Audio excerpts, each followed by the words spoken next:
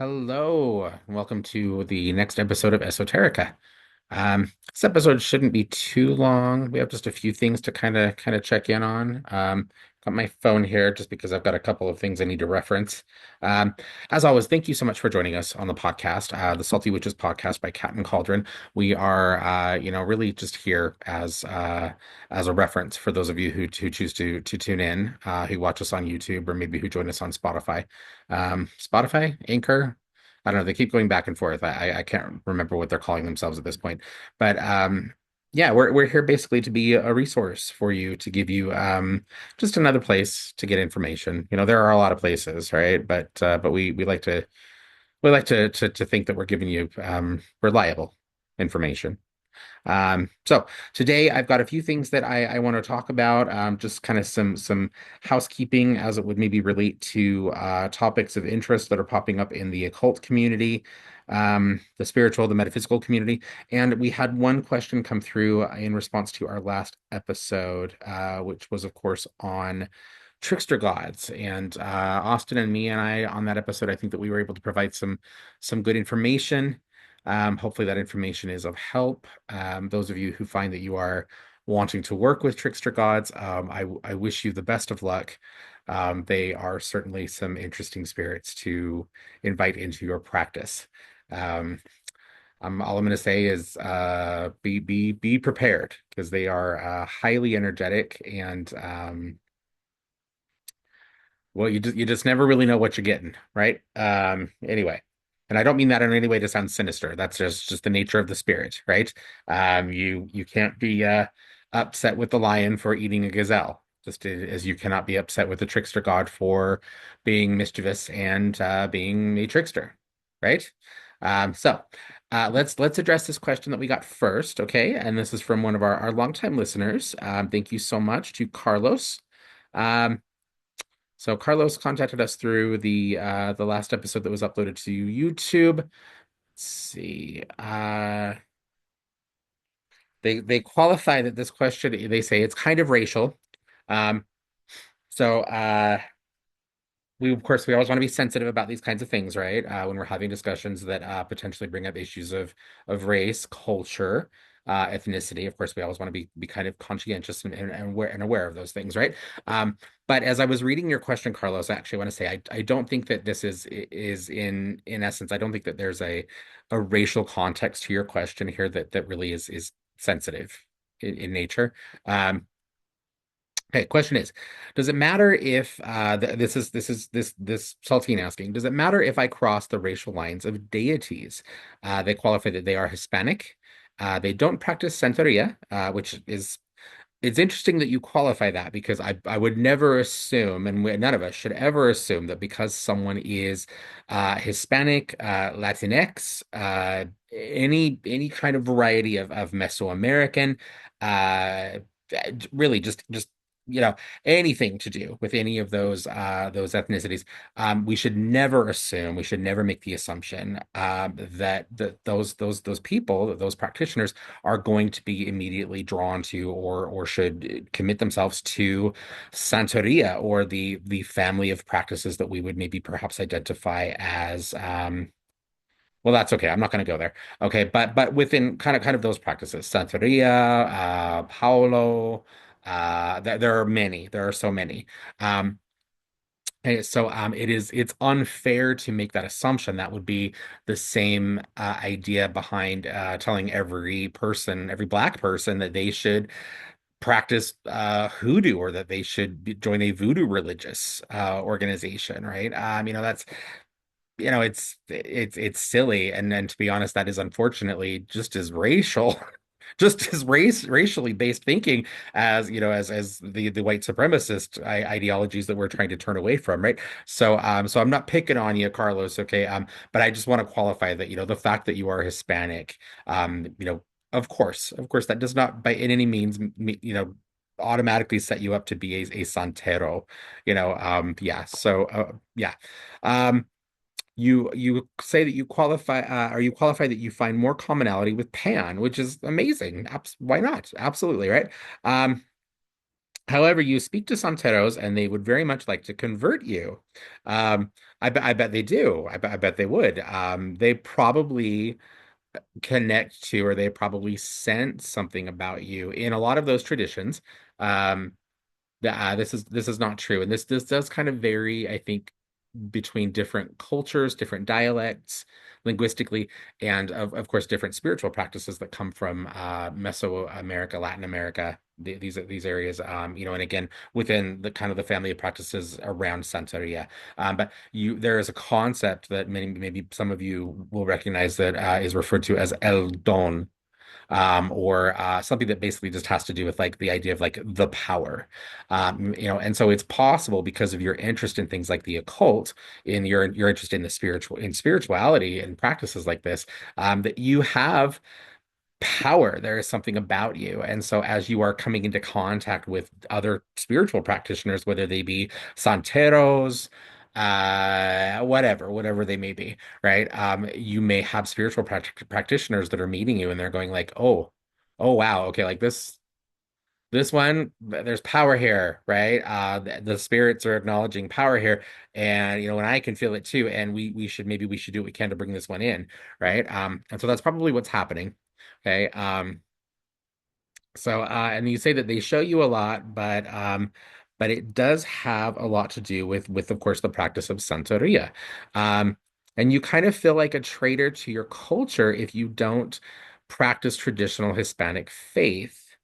You also say that you sometimes feel as though you are invading other people's cultures by perhaps practicing things that are not a component of Hispanic culture. And that's unfortunate. I feel badly that you feel that way. You're not um, you're not a traitor to your culture by not practicing Santeria or other spiritualities that would be, indigenous to those cultures. Okay. And it's important that we maybe clarify that a little bit because when we talk about spiritual practices that are indigenous to Hispanic culture, right, there are so many, right? It isn't just Santeria. There are so many. Okay. And there are many that have been lost, unfortunately, because of the influences of Orthodox religion, right? And white supremacy. Um, so you're not a traitor for not necessarily wanting to subscribe to those practices or to become involved in those practices. There are many people within those cultures who don't subscribe to those practices, right? Who don't put their belief or their experience behind those things, right? So that doesn't, in no way does that make you a cultural traitor. Okay, you're doing just fine. Okay, and I don't think that on the same note, I don't think that you are an invader or a spiritual tourist for wanting to potentially explore um, the spiritualities or things that are coming out of other cultures, as long as you do that respectfully and as long as you actually, if you find that you bump into something that would really truly be a closed practice, that you are going about your inclusion in that practice in the right way. We've talked a lot on the podcast about closed practices, and there will be people out there that will disagree with me on this, and to those people, I welcome an open discussion, a respectful and an honest and open discussion on this. Um, because very often it just devolves into hyperbole and theatrics and drama over the internet, and it's ridiculous. If you can get people to sit down and actually have just an honest discussion about this, very often you find that we're really kind of all on the same page with this talk. But in looking at the concept of closed practices and the way that we need to navigate around those kinds of things, they're really, to be honest, is closed practices while they exist. They're not closed based on things like your race, your ethnicity, your sexuality, your gender identity, your age, the color of your skin, because sometimes the color of your skin also is a very distinct issue from things like race and ethnicity, right? It really, to be honest, has nothing to do with those innate characteristics that you are born with. that cannot be the case because very often those spiritualities are composites of many other spiritual practices. They are syncretizations of many spiritual practices, as we see commonly today in the practice of root work, hoodoo, and conjure traditions. So beyond that, um, I think if we're being again kind of honest about that discussion, you know, if you are someone who again is approaching those practices in the right way, and ultimately, it is the spirits who hold those practices. It is the spirits who hold those traditions, and ultimately the spirits who say yes or no around who is or isn't allowed.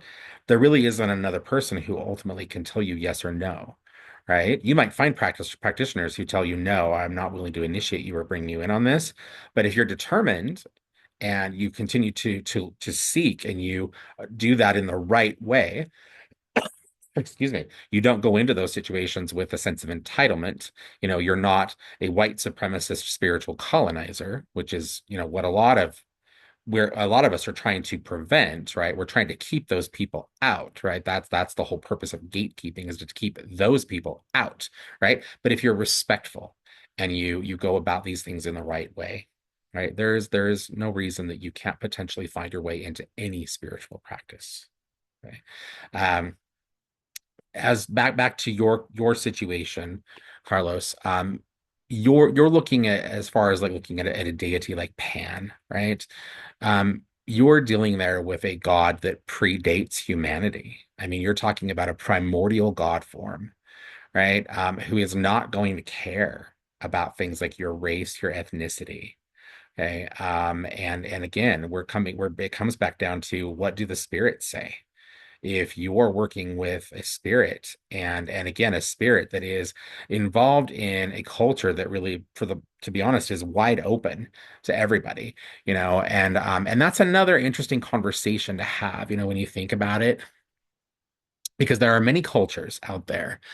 When you look at the distinction between, say, like African traditional religions, right? Like ATRs that are, and absolutely should be very closely guarded, right? Those are definitely closed traditions, many of them, closed spiritualities and traditions, many of them, and they should be very, very guarded, right?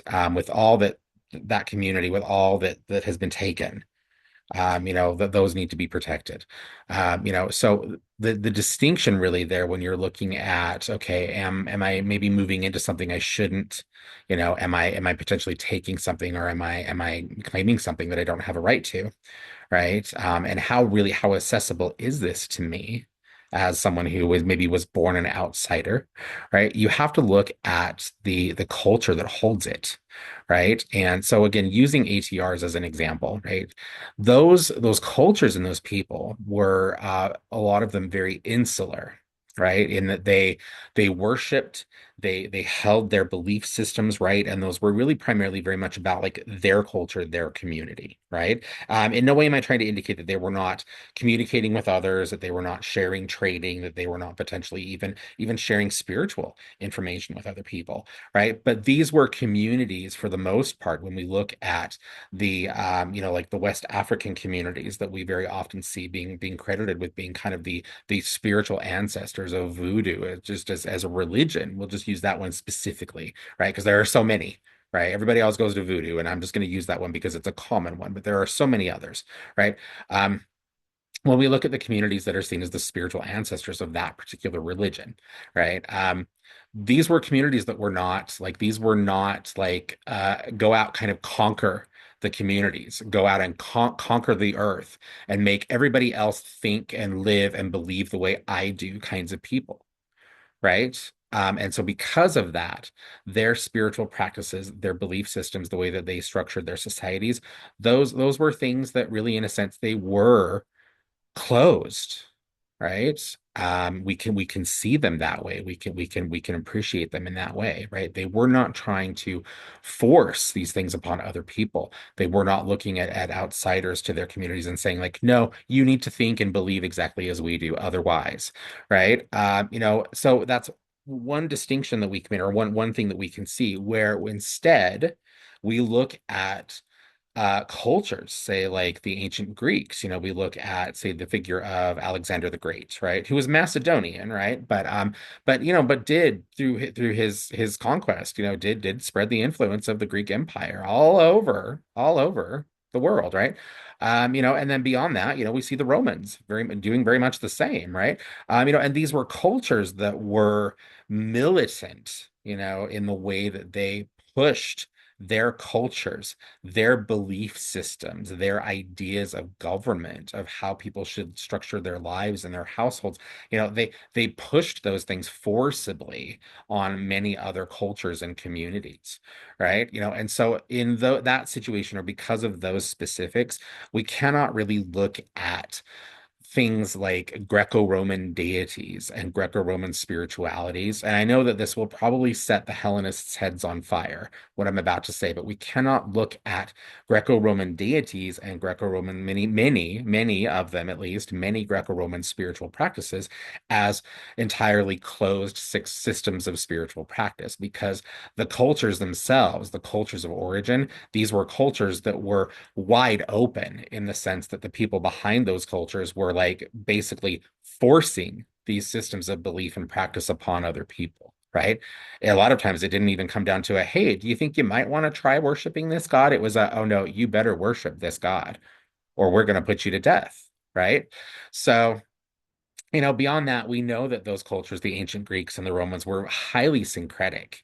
Their spiritual systems were very open to syncretism and the incorporation of external spirits, external gods, external types of practice. That was a very common thing, right? So even in ancient components of those cultures, ancient cultures, right? In those particular systems, societies, cultures that would have worshipped Pan as a deity primarily, you as an outsider would have been encouraged, you would have been allowed to work with, to worship, to devote to Pan. So you're not invading anything. Okay. And you're also not a traitor to your culture for wanting to look outside of those practices, right? So you're doing okay. You're doing all right. Okay. The same would be true for anyone else, right? If any of you are feeling a desire to look into something else, right? Don't feel that by doing that you are abandoning, or that you are a traitor to something, right? That's very folkish kind of thinking. Okay. And I'm not sure if some of you are familiar with that term. We've talked a lot on the podcast in the past about issues of white supremacy that pop up, um, and I'm in no way trying to imply that you're a white supremacist, Carlos. Yeah, you're not. Obviously, you're not white, right?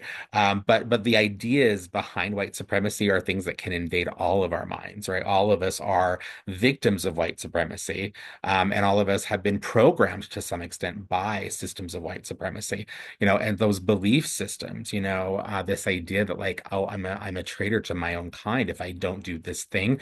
That's white supremacist, and by extension, folkish kinds of thinking, right? Folkish, the term folkish really, in essence, is kind of just this belief that you see popping up in a lot of paganistic circles, primarily within the Norse pagan community. Right. And I'm not trying to pick on the Norse pagans, right? Because white supremacy pops up in all aspects of the pagan community, right? And in the occult community as well, unfortunately.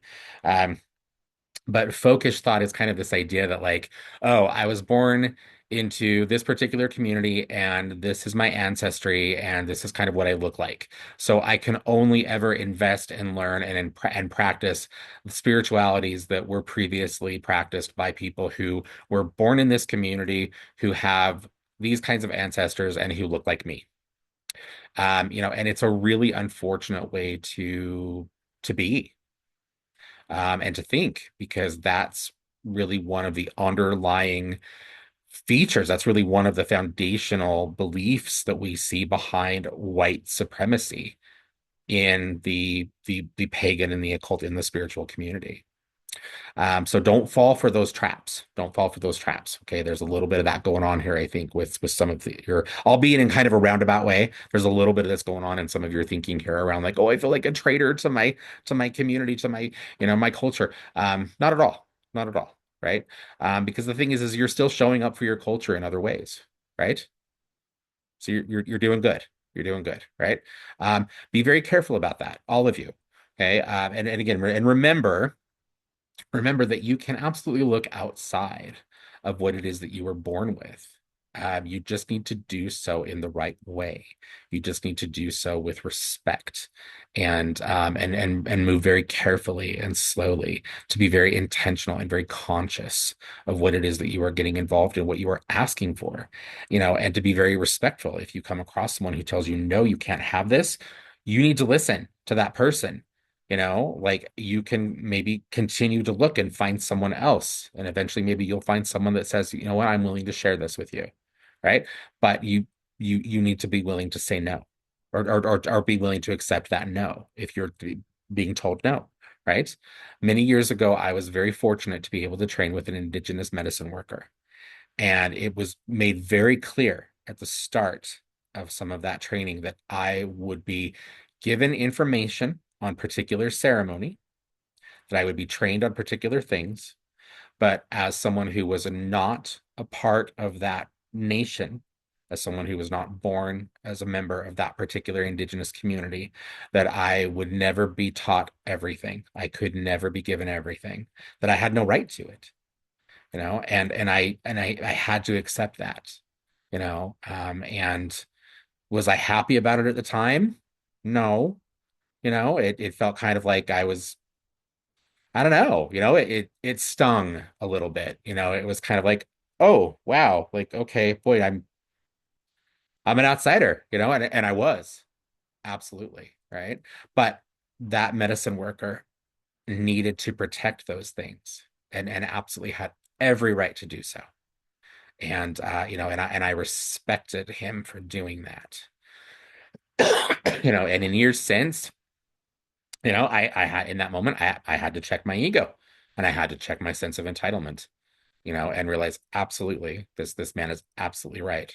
And I need to be thankful for what it is that he is willing to share with me and not be pissy about these things that he is not willing to give me because I don't have right to any of this. Right. So we all have to find ourselves in a moment, I think, like that at some point, particularly when it comes to looking into spiritualities that we were not necessarily born into. Um, anyway, so I think I answered that one. I probably went on a little over long there. Let's see.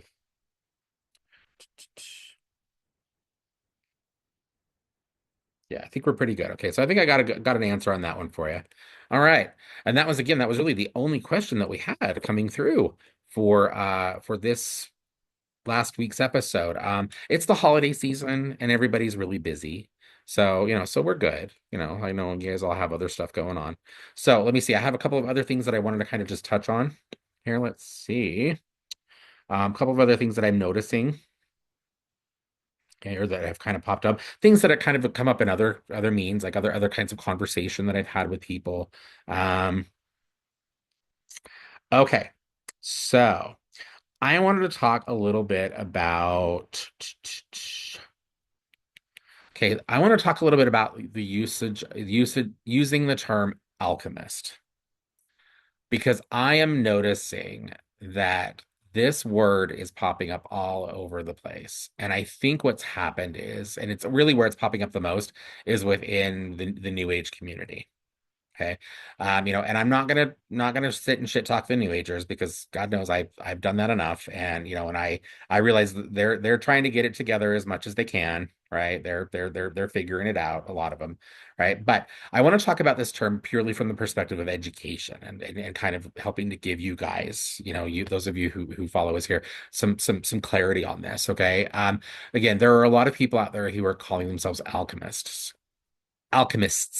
of some variety now. And I want to be really honest about that word really doesn't mean what a lot of these people are associating it with.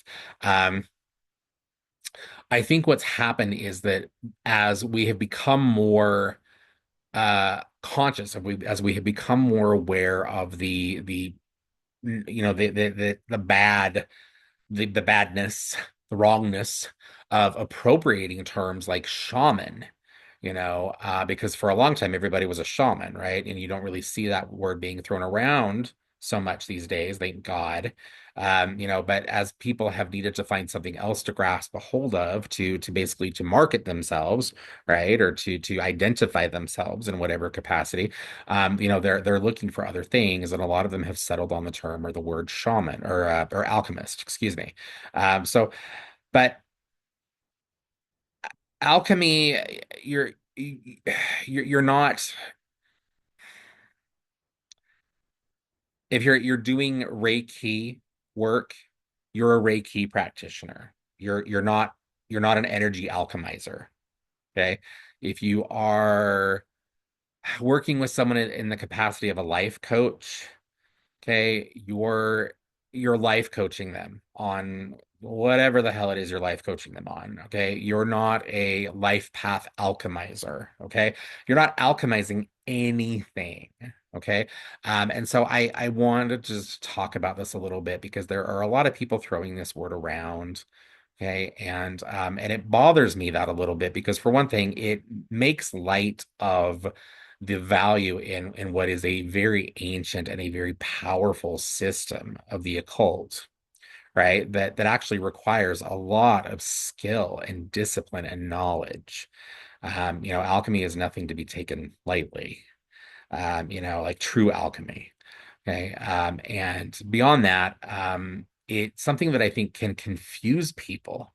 It's another one of those terms I think that is very jargony in the sense that people can throw that out there and it makes you sound very like, ooh, oh, wow.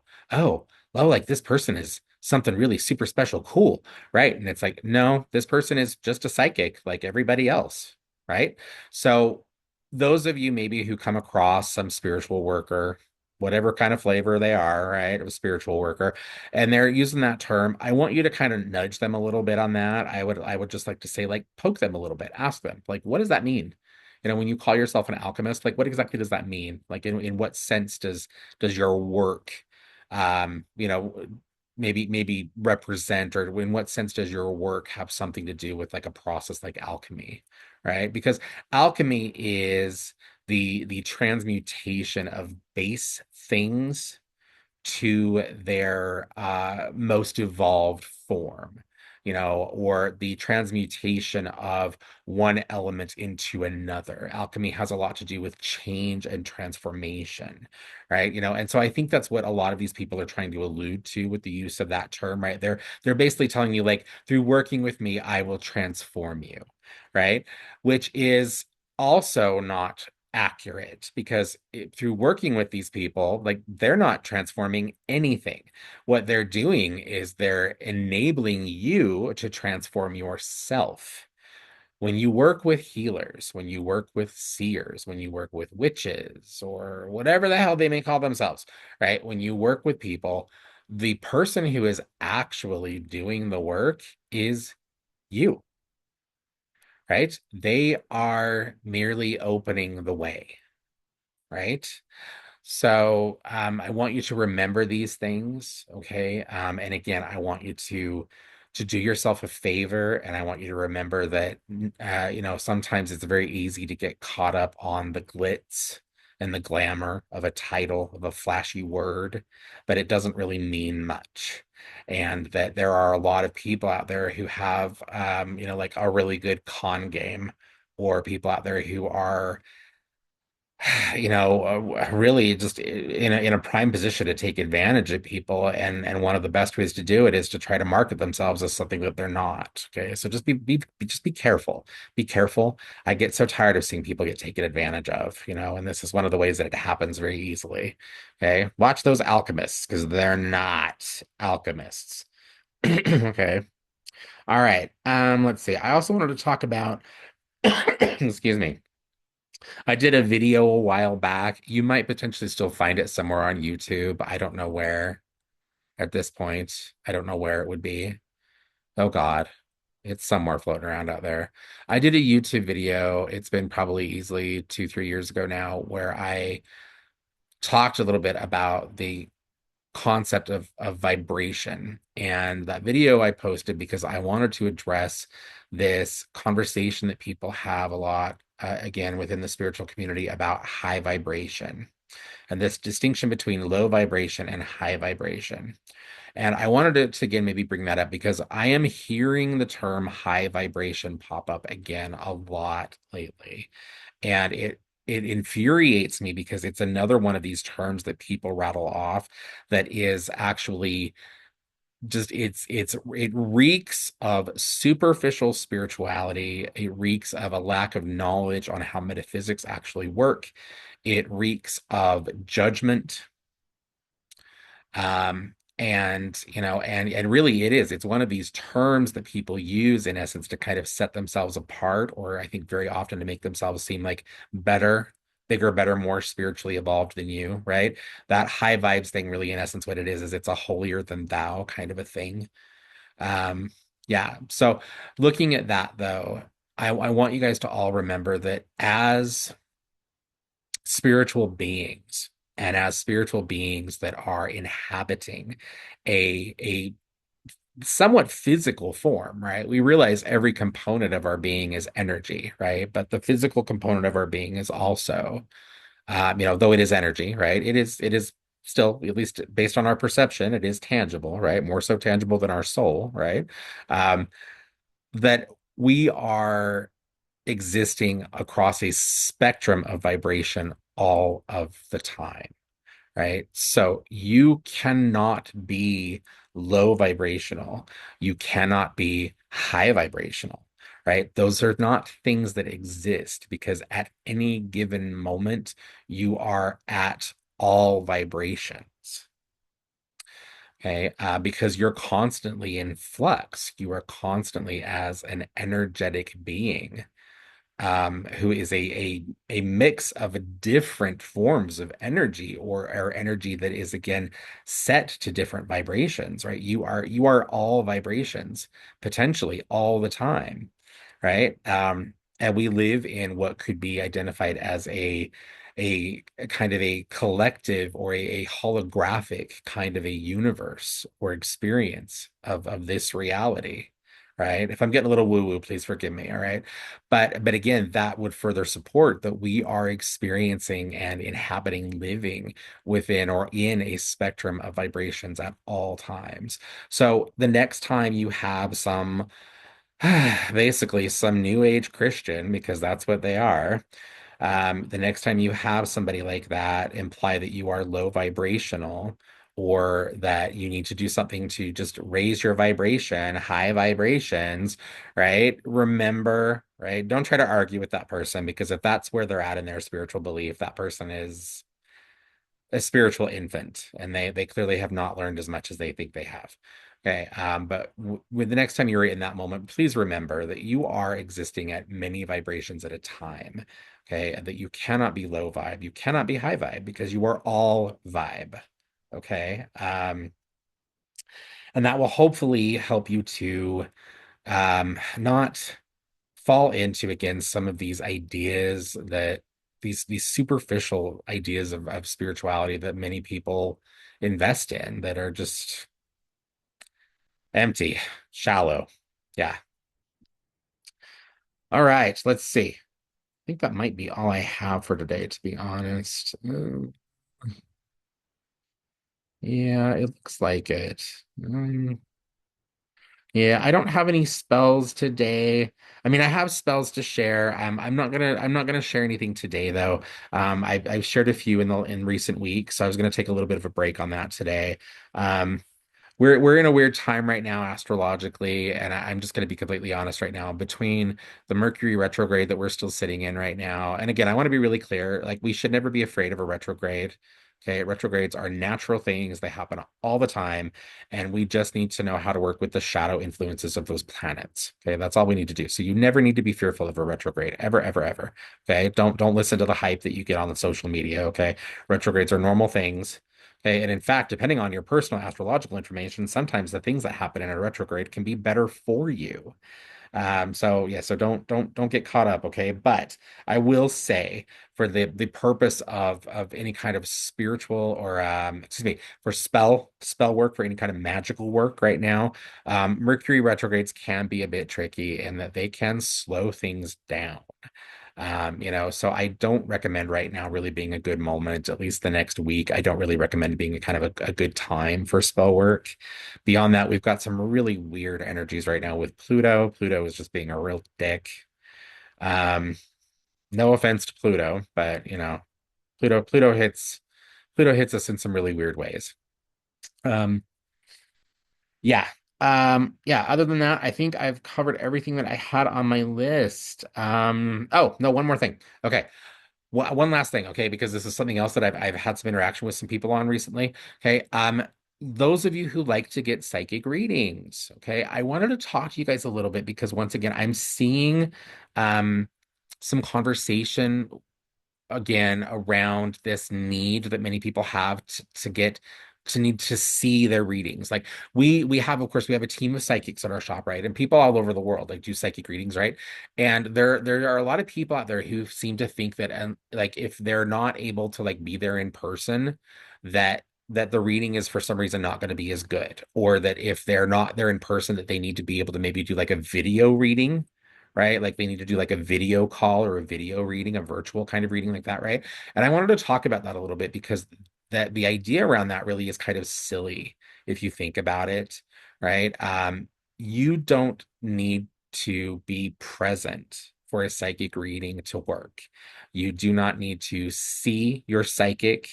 You do not need to see the cards that they are reading with. You do not need to see the or whatever it is they're working with, right? You don't need to see the tool they're working with, right? You don't need to be there. There does not need to be a visual exchange unless the medium that they're working with is something like palm reading where they actually need to see your some part of your being, like your hand, your palm, right? There doesn't need to be a visual exchange for a reading to work.